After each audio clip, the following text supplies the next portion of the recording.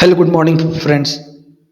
आज हम लोग India committed to no longer purchasing Russian oil and $500 billion of investment into the US White House. Okay, इस bill को लेकर के चर्चा करेंगे और जो अभी तक का क्रूड ऑयल पे जो डील हुई है इंडिया के बीच, जो चेंजेस ऑफ जियो पॉलिटिक्स, जो जियो पॉलिटिक्स अब चेंज हो रहे हैं, स्विच शिफ्ट हो रहे हैं। पहले क्या कर रहा था, इंडिया का सबसे बड़ा बायर था रशियन ऑयल का। नाउ अब क्या कर रहा है, अपना बायर जो है ना धीरे धीरे डिक्रीज कर रहा है रशियन ऑयल को। तो चलिए हम लोग हिंदी और इंग्लिश दोनों मीडियम में देखते हैं, क्योंकि स्टूडेंट का थोड़ा सा कंप्लेन ये था कि हम सिर्फ उस पे ध्यान दे रहे हैं हिंदी इंग्लिश वाले मीडियम पे स्टूडेंट को। ठीक है, जिसके बीच में हिंदी मीडियम वाले छूट जा रहे थे। तो हम दोनों को कवरेज करेंगे शुरू से। ठीक है, अब हम लोग चलते हैं, शुरुआत करते हैं। तो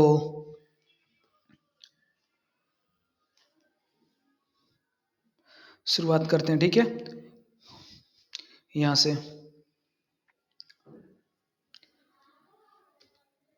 अब क्या इंपोर्ट क्या होता है, duty, import duty, custom duty. Import duty को कस्टम ड्यूटी भी करते हैं। ठीक है, इसका करेक्ट ये है, इंपोर्ट ड्यूटी क्या है।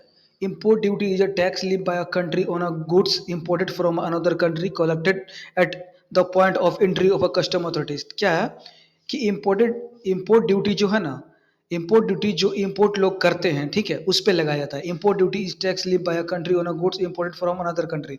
जो जैसे कि मान के चलो, अगर इंडिया इंपोर्ट कर रहा है, अगर टीवी इंपोर्ट कर रहा है, या फिर कुछ स्क्रूस, अगर कुछ सामान अगर इंपोर्ट कर रहा है, तो ये इंपोर्ट ड्यूटी इंडियन गवर्नमेंट ही लगाएगी। कहाँ पे लगाएगी?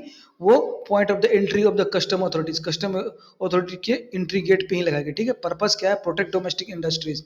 ठीक है, डोमेस्टिक इंडस्ट्री को प्रोटेक्ट करना। अब मान के चलो, अगर इंडिया मोबाइल मैन्युफैक्चर कर रहा है और चाइना भी मैन्युफैक्चर कर रहा है, तो इंडिया क्या चाहेगा कि चाइना का जो मोबाइल है ना वो इंडिया में महंगा बिके, और चाइना क्या चाहेगा कि हमारा जो मोबाइल है वो इंडिया में सस्ता बिके। ठीक है, तो इस बेसिस पे क्या करता है, अगर चाइना अपना गुड्स को क्या करता है, वो अगर बेचना चाहता है सस्ते दामों में इंडिया में, तो उसके लिए क्या करता है, इंपोर्ट ड्यूटी लगाते हैं। इसके बेसिस में एक और बहुत सारे लोग आते हैं, मैं उसको सेपरेटली मैं डिस्कस करूंगा। ठीक है, ठीक है। वो क्या बोलते हैं कि जब कोई बल्क में कोई अदर कंट्री अपने कंट्री, डोमेस्टिक कंट्री में अगर करते हैं इनफ्लो ऑफ एनी गुड्स, तो उसे क्या बोलते हैं, उसका प्रोसेस क्या है, इसके सब के बारे में डिस्कस करेंगे। तो क्या बोलते हैं उसका, protect domestic industry, generate government revenue. इसके लिए क्या होता है, दो तीन चीजें हो जो फायदा में पर्पस होता है। पहला कि जो अगर चाइना का सामान या फिर यूएसए का सामान या अदर कंट्री का सामान जो इंडिया में पहले से मौजूद है, ठीक है, फिर भी अगर अदर कंट्री से आ रहा है, तो उस पर कस्टम ड्यूटी लगा करके उस सामान का प्राइस बढ़ा दिया जाता है, ताकि अपने कंपिटेटिव मार्केट में जो है ना, कंपिटेटिव क्रिएट ना कर सके ज़्यादा। ठीक है, ज़्यादा सस्ते दामों में बिके ना, और इंडियन के जो गुड्स है वो इंडियन इंडस्ट्रीज जो है वो बचे रहे, प्रोटेक्ट रहे। पहला तो ये हो गया प्रोटेक्ट डोमेस्टिक इंडस्ट्री। दूसरा, जनरेट गवर्नमेंट रेवेन्यू। इससे क्या होता है, गवर्नमेंट का भी रेवेन्यू बढ़ता है। अगर किसी चीज पे अगर गवर्नमेंट लगाती है, तो उससे क्या होता है, गवर्नमेंट का रेवेन्यू बढ़ती है। Regulate trade balance. अब ट्रेड बैलेंस का भी क्या होता है कि रेगुलेटेड है। ट्रेड बैलेंस का मतलब क्या होता है, हमारे पास जो फॉरेक्स रिजर्व है ना, करेंसी, उस पर भी बचता है। अभी मान को चलो इंडिया में भी मोबाइल बन रहा है, अब अदर कंट्री भी अगर वो पुश कर रही है, तो क्या होगा, इंडिया में जो इंडियन अगर हम लोग जो खरीद परचेज करेंगे सस्ता चाइनीज फोन, उससे क्या होगा कि हमारा जो है ना, हम लोग तो यहाँ पे अपने रुपीस में कर सकते थे, ये रुपीस को कन्वर्ट करके जो इम्पोर्टर है वो डॉलर में देते हैं। तो क्या होता है कि ट्रेड डेफिसिट होता है उससे। ये ट्रेड डेफिसिट भी से भी हम लोग बचेंगे। तीसरा टाइप्स क्या होता है, बेसिक कस्टम ड्यूटी जिसको बीसीडी बोलते हैं, additional duty, surcharge, example 20%, 25% additional duty in the news. ठीक है, अब इसको क्या आता है, removal of import duty, max imported goods cheaper and more competitive. क्या बोले थे अभी, अब वही बोल रहा है कि अगर मान कर चलो इम्पोर्ट ड्यूटी अगर हटा दिया जाएगा, तो क्या होता है, आने वाले जो भी इम्पोर्ट किया जाएगा प्रोडक्ट्स, गुड्स, वो बहुत ज़्यादा सस्ते दामों में होंगे, जिसके कारण क्या होता है, डोमेस्टिक जो मैन्युफैक्चर होंगे उसको बहुत ज़्यादा टफ कंपटीशन फेस करना पड़ेगा, या हो सकता है वो रुइन या डिस्ट्रॉय भी हो जाए वो कंपनी। ठीक है, अब एग्जीक्यूटिव ऑर्डर, ये प्रीलिम्स पॉइंट्स ऑफ व्यू से बहुत ज़्यादा इंपॉर्टेंट है। एन एग्जीक्यूटिव इज क्या होता है, एग्जीक्यूटिव ऑर्डर क्या, an executive an executive order is a legally binding directive issue by the president of the USA. ठीक है, to manage operation of the federal government. Executive order क्या है, is a legally binding directive issue. Legally binding है मतलब इसको अगर आप उल्लंघन करोगे तो पेनल्टीज कर दिया जाएगा, किसके द्वारा, यूएसए के प्रेसिडेंट के द्वारा। ठीक है, टू मैनेज क्या करता है, manage operation of the federal government, federal government का जो है ना ऑपरेशन को मैनेज करने के लिए। अब क्या होता है यहाँ पे, does not require approval of the US Congress. क्या होता है, कैन इम्पैक्ट अब क्या इसमें क्या होता है, does not require approval of the US Congress. इसमें क्या होता है, यूएस कांग्रेस का अप्रूवल नहीं होता, नहीं लिया जाता है। कैन इम्पैक्ट, क्या क्या चीज को इम्पैक्ट करेगा, ट्रेड पॉलिसी, सैंक्शन, टैरिफ। ठीक है, टैरिफ, टैरिफ को सेंस क्या होता है, ये सब चीजों में यूएस कांग्रेस, कांग्रेस वहाँ का प्रेसिडेंट, यहाँ पे सॉरी वहाँ के पार्लियामेंट को कांग्रेस बोलते हैं। तो क्या करता है, अगर मान के चलो प्रेसिडेंट, यहाँ का प्रेसिडेंट, यूएसए का प्रेसिडेंट मतलब यहाँ का प्राइम मिनिस्टर, अगर ये सब काम करता है तो उसको अपना पार्लियामेंट से, जिसको हम लोग कांग्रेस बोलते हैं, ठीक है, उससे अप्रूवल नहीं लेने की जरूरत है। कौन कौन सी चीजों में, ट्रेड पॉलिसी में, सैंक्शन, अगर किसी कंट्री पे मान को चलो इंडिया में 50% टैरिफ लगा दिया तो उसको पार्लियामेंट से पूछने की कोई जरूरत नहीं है। ठीक है, मुंह उठा करके 50% लगा देगा टैरिफ। ठीक है, सैंक्शन भी लगा सकता है। Can be reverse by a future president, क्या होता है, अब ये क्या होता है, अगर एक बार मान के चलो अगर लगा दिया तो या तो उस प्रेसिडेंट जो लगाया उसकी मर्जी है कि कुछ दिनों में वो रिमूव कर सके, या तो फिर क्या करेगा कि अगले प्रेसिडेंट जो आएगा उसके पॉलिसी पे निर्भर करता है कि वो क्या करेंगे। ठीक है, अब यहाँ लिखते हैं इंडिया यूएस डिफेंस कॉपरेशन। अब क्या था, कौन ये प्रीलिम्स, अभी जो हम आपको बता रहे हैं वो प्रीलिम्स बेसिस पे है। ठीक है, यहाँ पे हम लिख भी दिए इंडिया यूएस डिफेंस कॉपरेशन। अब कौन कौन सा DS defence cooperation India, India US defence cooperation includes कौन कौन से, ज्वाइंट मिलिट्री एक्सरसाइज, जैसे युद्ध अभ्यास मालाबार में किया गया, defence technology sharing, defence technology कौन कौन सा शेयरिंग करते हैं, जैसे लेमुआ, कोमकासा, बीईसीए, ये सब जो हम लोग डिफेंस एग्रीमेंट करते हैं साइन, जैसे कि एक दूसरे का हम लोग आर्मी यूज कर सके, एक दूसरे का हम लोग एयर बेस यूज कर सके, एक दूसरे का हम लोग टेक्नोलॉजी इंफॉर्मेशन शेयर कर सके, लेमुआ कोमकासा के अंतर्गत ये सब होता है। ठीक है, इसके बेसिस पे भी हम, इसके लिए भी हम सेपरेट लेक्चर लाएंगे, कैसे ये एग्रीमेंट काम करती है, कैसे इंफॉर्मेशन एक्सचेंज होता है। ठीक है, सैटेलाइट का, ठीक है, ये सब सारा। ठीक है, OPEC and plus, OPEC plus country, ये तो हो गया अभी जो अभी आपको न्यूज में दिखा है उसके बेसिस पे। अब यहाँ पे मेन है ना कि क्रूड ऑयल पे बात कर रहा है, तो हम लोग जो प्रीलिम्स में जो सॉरी जो न्यूज में आया है उससे कम पूछा जाता है, लेकिन उसका बैकग्राउंड जो है उससे ज्यादा क्वेश्चन पूछा जाएगा, समझ गए। जैसे कि यहाँ पे अगर ऑयल कंट्री, जहाँ जैसे भी, जैसे अगर आया ऑयल के बाद तो वहां पे हम समझ जाएंगे ओपेक एंड ओपेक प्लस। ठीक है, वेरी इंपॉर्टेंट फॉर यूपीएससी, हर बार पूछता है लगभग लगभग। ठीक है, बहुत ज्यादा पूछा गया क्वेश्चन, और ये डायरेक्टली इनडायरेक्टली क्वेश्चन रहता है इससे, प्रीलिम्स में कम, मेंस में ज्यादा। ठीक है, अब ओपेक क्या है, organisation of the petroleum exporting countries. ठीक है, OPEC is a permanent inter governmental organisation of oil exporting countries, coordinate petroleum policies of a member nation. ये क्या होता है, एक ग्रुप है जिसमें क्या, जिसमें खाली जो पेट्रोलियम को बेचते हैं ना, पहले देखो एक ओपेक आता है फिर ओपेक प्लस आता है, अभी हम लोग ओपेक के बारे में बात कर रहे हैं। ठीक है, तो इसमें क्या होता है कि मेजर जो एक्सपोर्टिंग कंट्री है वही को इंक्लूड, उसी को इंक्लूड किया जाता है। नन ऑयल एक्सपोर्टिंग कंट्री को अभी इसमें इंक्लूड नहीं किया जाएगा। ठीक है, ध्यान रखना है। ठीक है, इसमें क्वेश्चन ट्रैप करके फंसा लिया गया कि ओपेक प्लस में जो कंट्री है वो नन ऑयल एक्सपोर्टर कंट्री भी है, इंडिया इसका मेंबर है, तो नहीं, इंडिया इसका मेंबर नहीं है, और इसमें नहीं क्या होता है, नन ऑयल एक्सपोर्टर कंट्री है इसमें। ठीक है, अब फैक्ट्स क्या है, एस्टैब्लिश 1960 में बनाया गया, इसका हेडक्वार्टर क्या है, वियना ऑस्ट्रेलिया में इसका हेडक्वार्टर है। क्या इसका ऑब्जेक्टिव है, स्टेबलाइज ऑयल मार्केट। पहले क्या होता था, जब ये लोग ग्रुप की तरह काम नहीं कर रहे थे तो कभी क्या हुआ, इराक अगर तेल का प्राइस बढ़ा दिया तो ईरान भी उससे ज्यादा बढ़ा दिया, या ईरान उससे कम कर दिया, क्या गया, तो इन स्टेबिलिटी मार्केट में बना रहता था। कंपटीशन के चक्कर में क्या होता था, ऑयल का प्राइस बहुत ज्यादा कम कर दिया। जैसे मार्केट में नहीं होता है, अगर कोई 2 रुपए का लहसुन अगर दे रहा है, 2 रुपए का प्याज दे रहा है, तो कोई अगला बगल का पड़ोसी आपको 1 रुपए में बेचेगा, 1.5 रुपए में बेचेगा। उसी तरह से घटा घटा करके तो क्या होता, प्राइस बहुत ही ज्यादा कम हो गया था, जिससे ऑयल परचेजिंग कंट्री को बहुत ज्यादा मुनाफा हुआ था। उसके बाद से क्या हुआ, एक ग्रुप बना जिसमें क्या होता है, सभी अपना एक सहमति से सब डिसीजन ले पाते हैं। ठीक है, अब क्या होता है, स्टैब्लिश 1960 में हुआ, हेडक्वार्टर वियना ऑस्ट्रेलिया में है। क्या होता है, ऑब्जेक्टिव क्या है, stabilise oil market, stabilise oil market हो जाए। ठीक है, इंश्योर स्टडी ऑयल सप्लाई, हमेशा ऑयल सप्लाई बना रहे।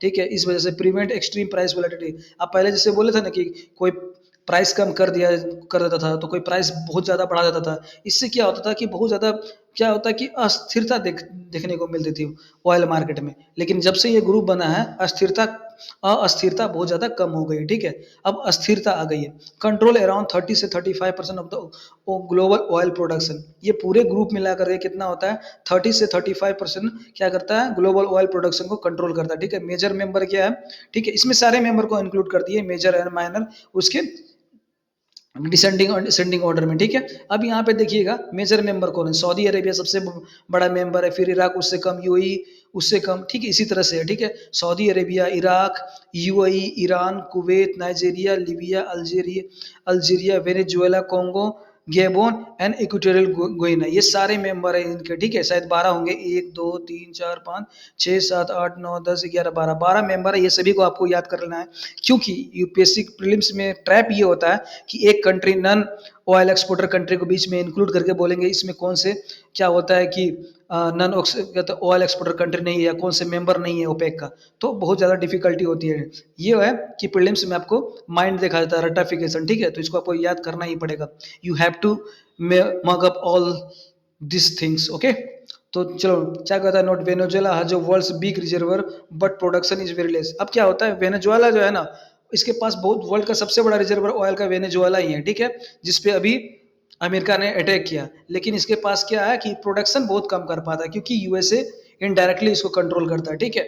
India is not a member of OPEC. अब यहाँ पे देखें इंडिया क्या है, ओपेक का मेंबर है, पूछाएगा नहीं, इंडिया ओपेक का मेंबर नहीं है, इंडिया एक्सपोर्ट ही नहीं कर रहा ऑयल तो मेंबर कहाँ से होगा। अब यहाँ क्या होता है, ओपेक प्लस आया, ओपेक के बाद ओपेक प्लस आया जिसमें रशिया को भी इंक्लूड किया गया और भी अदर कंट्री को इंक्लूड किया गया। लेकिन इसमें क्या पूछा जाएगा, इसमें ये पूछा जाएगा क्या ओपेक प्लस में non oil exporter country include है, तो हाँ जरूर है, ठीक है। इसमें इसमें भी इंडिया मेंबर नहीं है, पहले ही बता देता, ठीक है। OPEC plus is an informal alliance, क्या होता है informal alliance, OPEC member and non OPEC oil producing countries form to jointly regulate oil production।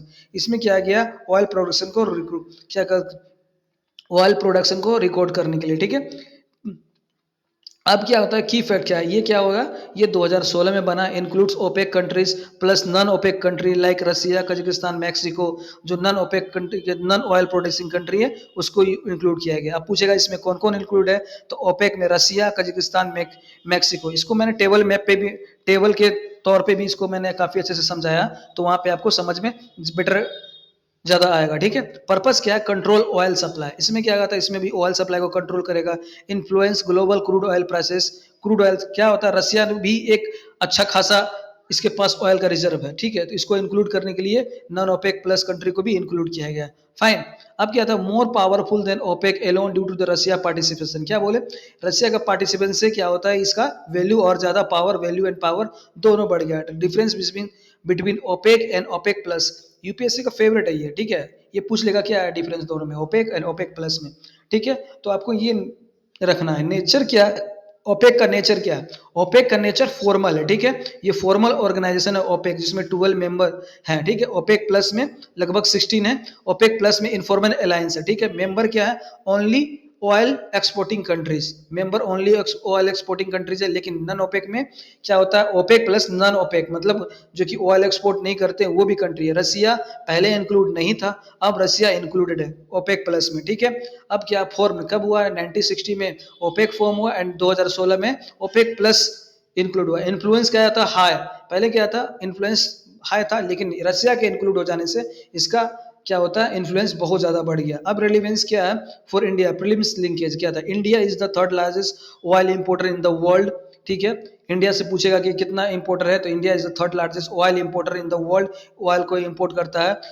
क्या होता है इसके बाद, OPEC plus discussion directly affected crude oil prices, क्या मतलब क्या होता है ना कि ओपेक या ओपेक प्लस डिसीजन डायरेक्टली क्या कर क्या इफेक्ट करता है, किसी भी कंट्री का जीडीपी बहुत ज़्यादा इफेक्ट करता है, ठीक है, उसका फॉरेन रिजर्व इफेक्ट करता है, उसका इन्फ्लेशन इम्पैक्ट करता है, उसका क्या करता है, करंट अकाउंट डेफिसिट इम्पैक्ट करता है, करंट अकाउंट डेफिसिट, क्योंकि ऑयल जो है सबसे ज़्यादा इम्पोर्ट किया जाता है, ठीक है। तो इससे क्या होता है, डॉलर जो है ना हमारे कंट्री से जाती है, जब डॉलर जाएगी तो क्या होगा, फॉरेन रिजर्व घटेगा, है ना, इसी वजह से।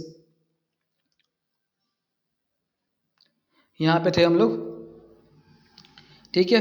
करंट अकॉर्डिंग क्या होता है, क्या होता है क्रूड ऑयल प्राइसेस, अगर मान के चलो, अगर ओपेक प्लस कंट्री अगर डिसीजन ले लेती है कि हमको ऑयल की सप्लाई रोक देना है, तो क्या हो जाएगा, ऑयल प्राइसेस बहुत ज़्यादा बढ़ जाएगा या घट जाएगा, इन्फ्लेशन बढ़ जाएगा या घट जाएगा।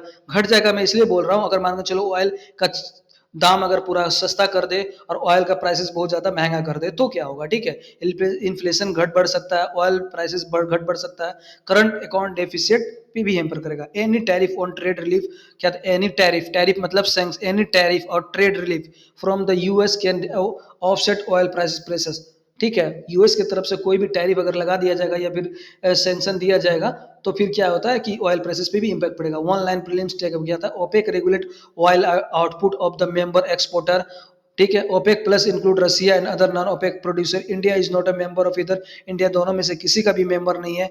Import duty removal, lower prices of import goods, ठीक है। अब क्या आता है यूपीएससी प्रीलिम्स प्रैक्टिस एमसीक्यू। इसमें क्या आता है यूपीएससी का प्रीलिम्स के लिए हम आपको प्रैक्टिस करने के लिए एमसीक्यू लगा दिया है।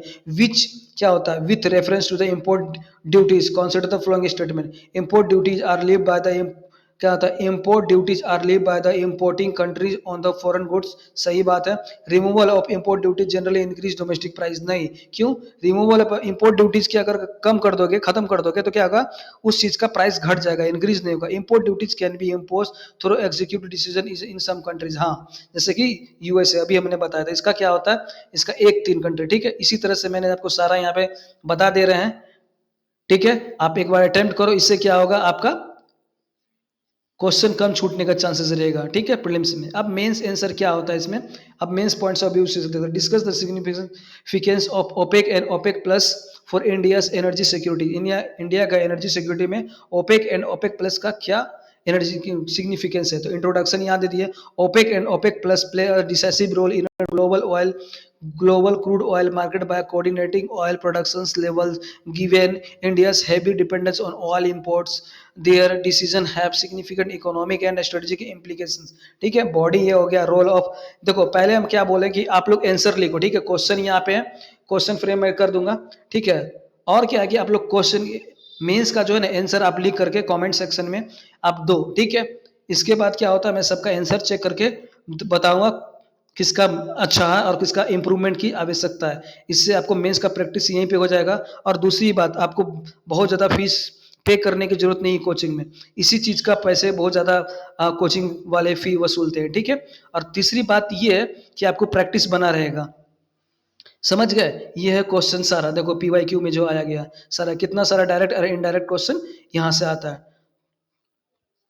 हिंदी में भी यहाँ पे दे दिए, जो हिंदी मीडियम के स्टूडेंट हैं उनके लिए यहाँ पे है, ठीक है। क्वेश्चन वो उनको नाराज होने की जरूरत नहीं है। ओपेक क्या है इनके लिए पूरा परिभाषा जो है यहाँ पे दे दी है। आप स्क्रीनशॉट चाहे तो ले सकते हो, धीरे धीरे ऊपर कर रहे हैं, ठीक है। आप स्क्रीनशॉट ले करके आप अपना तैयारी को बेहतर कर सकते हो, ठीक है। देखो क्योंकि अगर मैं हिंदी में भी समझाने लगूंगा सेम बात होगा, मैं हिंदी में ही बोल रहा हूँ। अगर हिंदी में पढ़ूंगा तो फिर ये लेक्चर बहुत ज़्यादा आगे चल जाएगा, बहुत ज़्यादा घंटों का बन जाएगा। इसलिए मैं इसको, ठीक है, आप स्क्रीनशॉट ले लेना, मैं आपको दिखा दे रहा हूँ। अब आगे चलते हैं, ठीक है। अब आरबीआई का सरप्लस ट्रांसफर, ये दूसरा न्यूज हो गया, ठीक है। मैं इसका न्यूज लगा दूंगा। तो आज के लिए ओपेक और ओपेक प्लस के लिए इतना ही। और आपको ज़्यादा इन्फॉर्मेशन या नॉलेज चाहिए तो आप कमेंट सेक्शन में लिख सकते हैं, ठीक है। वीडियो अच्छा लगा तो शेयर एंड सब्सक्राइब करें। हाँ जी।